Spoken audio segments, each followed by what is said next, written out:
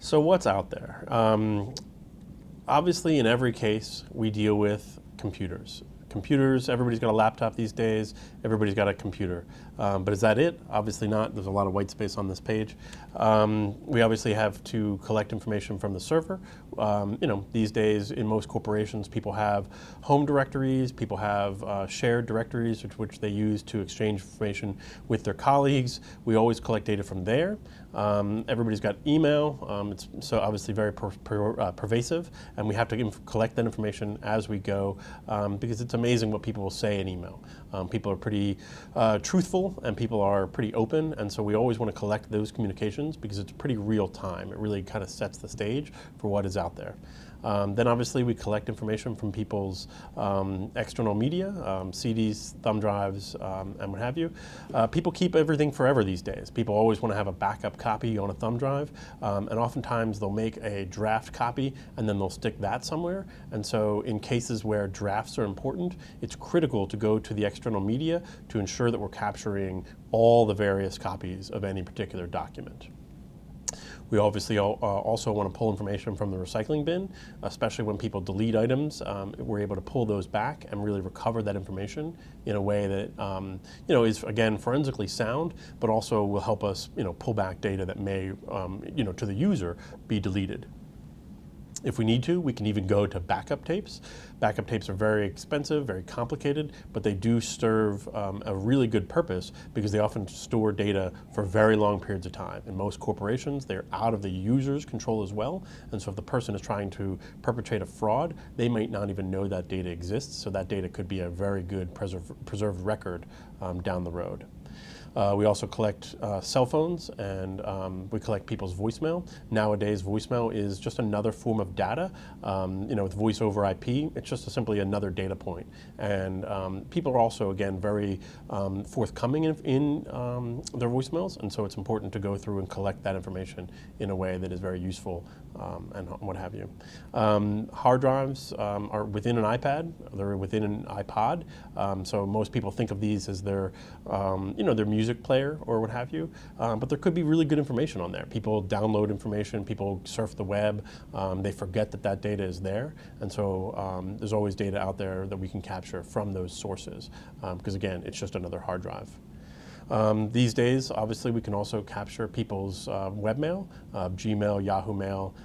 It's very easy, it's very straightforward. You can actually do it in a way that preserves the metadata as well, and so it's really useful also in investigations to capture information from there, because oftentimes people will, without hesitation, they'll take information from their corporate mail and they'll forward them to their personal mail.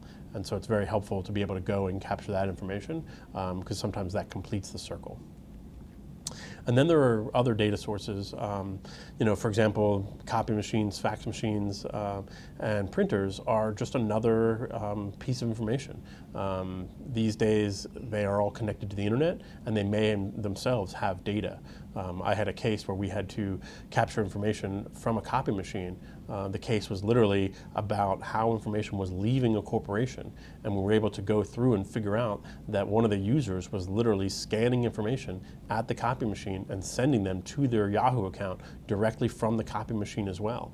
And the copy machine stored not only the log of the transmission, but it also actually stored the first page of the document that was scanned. And so being able to recover that information was very key, because it literally proved the case that there was a bad leaver in the company who was literally forwarding information to themselves.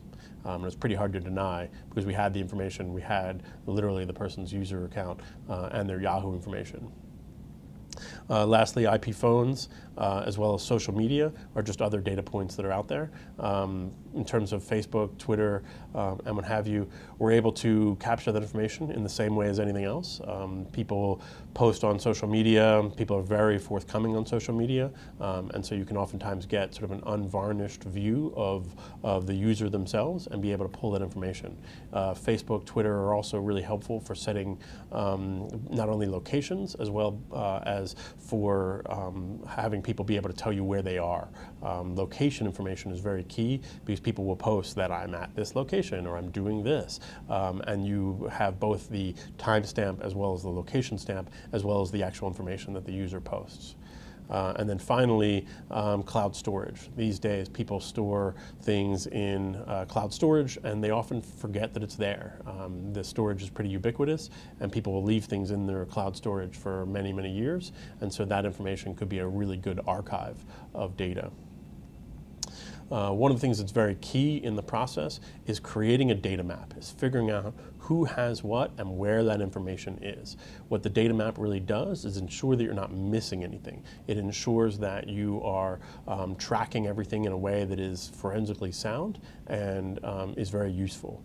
One of the things we really spend a lot of time with is really charting not only who the key custodians are, but what data they have available, and then going through and eliminating sources of information that you don't need to collect. For example, if email is stored both in their server mail as well as in their archive mail, and they're synced together, you may not need to capture both. You may be able to capture only one. If people's text messages are also going to their email, you may not need to capture their text messages, for example.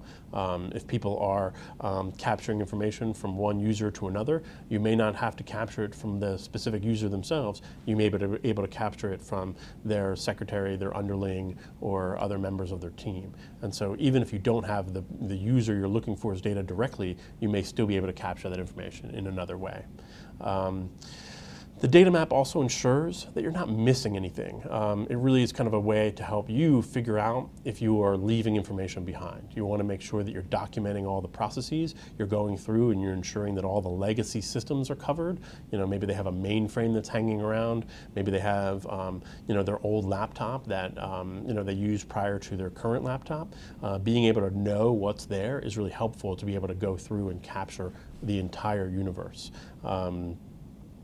And then you also have an opportunity to really figure out what the landscape is. If you're able to eliminate custodians who have a lot of devices, that may reduce the overall cost of a collection or a process. And so that's really useful to be able to winnow down the universe of data by knowing what's out there.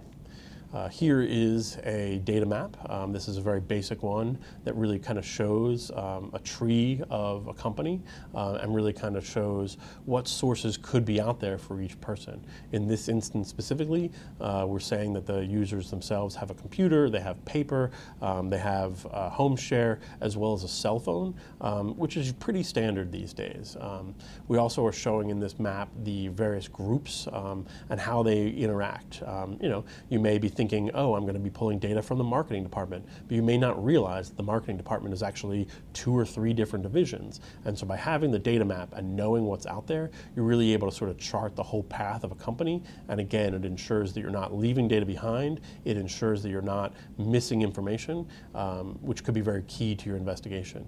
This also kind of shows how people interact with each other. You may be thinking, your bad actor or your custodian themselves is in only one group, but as you start to document the path of the company, you may realize that they may also be working in another group.